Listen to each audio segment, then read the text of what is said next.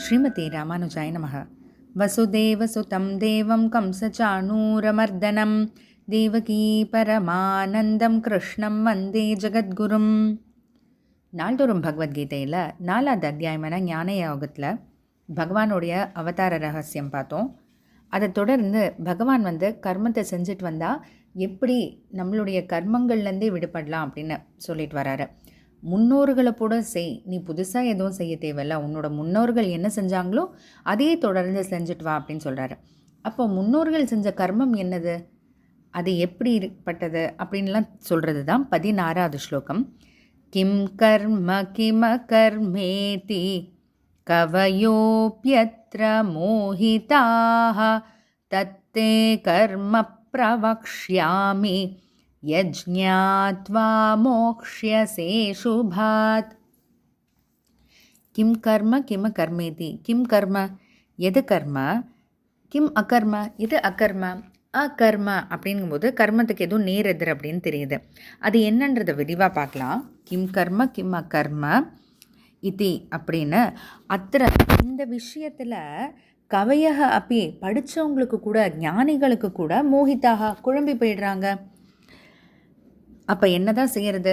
அப்போ ஞானிகளே குழம்பி போய்ட்றாங்கங்கும் போது அப்போ நம்ம சாதாரணவங்க நம்மளாம் தெரிஞ்சுக்க முடியாதா அப்படின்னா, தத் கர்ம அப்படிப்பட்டதான இந்த கர்மத்தை பற்றி, இந்த கர்மயோகத்தை பற்றி பிரவக்ஷியாமி நான் உனக்கு சொல்கிறேன் அர்ஜுனான்னு பகவான் சொல்கிறாரு.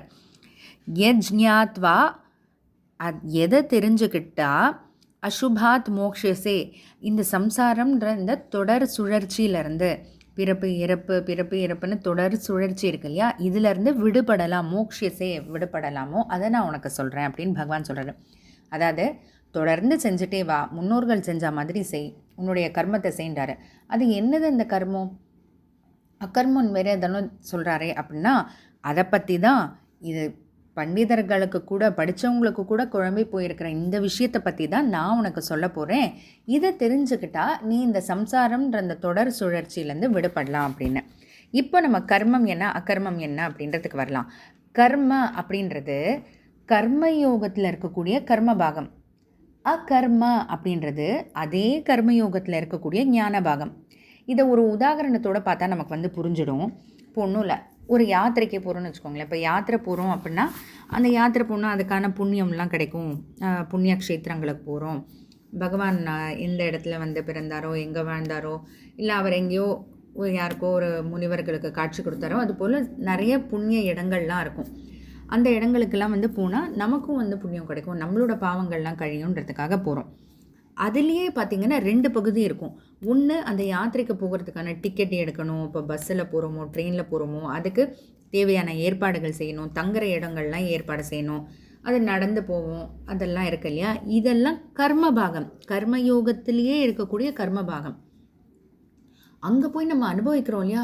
ஓ, இங்கே தான் கிருஷ்ணர் பிறந்தாரா, இங்கே தான் மண்ணில் உருண்டு விளையாடினாரா, ஐயோ என்ன பாக்கியம் நமக்கு, எப்பயோ கிருஷ்ணர் விளையாடினா அதே இடத்துக்கு இன்றைக்கி நம்ம வந்திருக்க முடியுதே அப்படின்னு நினைக்கிறோம் இல்லையா, அந்த உணர்றோம் இல்லையா, அதுதான் அதே கர்மயோகத்தில் இருக்கக்கூடிய ஞான பாகம், அறிவு பகுதி.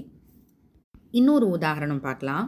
கோவிலில் பிரதட்சணம் போகிறோம், சுற்றுறோம் இல்லையா. அதாவது இப்போ ஏதோ ஒரு கடவுள் சக்கரத்தாழ்வாராக இருக்கட்டும், இல்லை ஆஞ்சநேயராக இருக்கட்டும், அவங்க சன்னதியில் சுற்றுறோம். அப்போது அந்த சுற்றுறோம் நடந்து அந்த சன்னதி அந்த பிராகாரத்தை சுற்றுறது கர்மபாகம். அதே இது சுற்றும்போது ஆஞ்சநேயர் என்னெல்லாம் செஞ்சுருக்காரு, அந்த ஆஞ்சநேயரை நம்ம சுற்றினோன்னா நம்மளையும் பத்திரமா பார்த்துக்குவாரு, நமக்கும் பயம் இல்லாமல் பார்த்துக்குவாரு, நமக்கு தைரியத்தை கொடுப்பாரு அப்படின்ற அந்த உணர்தல் வருது இல்லையா, அதுதான் ஞான பாகம், அறிவு பகுதி. இது 2ம் சேர்ந்தது தான் கர்மயோகம் அப்படின்னு சொல்கிறது. அதனால் பகவான் அதான் சொல்கிறார், எது கர்மம் எது ஞானம் அதை நான் உனக்கு சொல்கிறேன். எது கர்ம பகுதி எது அறிவு பகுதின்னு எல்லாத்தையும் பிரித்து நான் உனக்கு எடுத்து சொல்கிறேன் அர்ஜுனா அப்படின்னு பகவான் சொல்கிறாரு. அதனால் நம்மளும் மனசில் வச்சுக்க வேண்டியது, ஏதோ நம்ம செய்யக்கூடிய எந்த ஒரு விஷயங்களாக இருந்தாலும் அதில் கர்ம பகுதியும் சரி ஞான பகுதியும் சரி 2த்தையும் சேர்த்து கடைப்பிடிச்சாதான் அந்த கர்மயோகம்ன்றது நிறைவேறும், பூர்த்தி அடையும் அப்படின்றத நம்ம மனசில் வச்சுக்கிட்டு தொடர்ந்து எல்லாத்தையும் செய்வோம். ஜெய்